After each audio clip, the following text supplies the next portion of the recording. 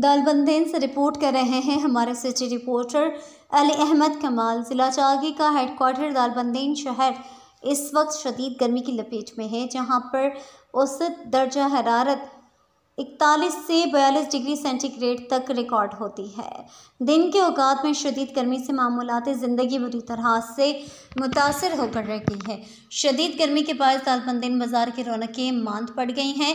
बाज़ार का अहम एरिया लंदन रोड, मस्जिद रोड, शहीद हमीद चौक, मेन बाज़ार दोपहर के वक्त सुनसान दिखाई देते हैं। दालबंदेन का शुमार मुल्क के गर्म तरीन शहरों में होता है, जहां पर मई के शुरू से लेकर अगस्त के महीने के आखिरी तक रोज़ाना गर्मी की शिद्दत यकसां बरकरार रहती है।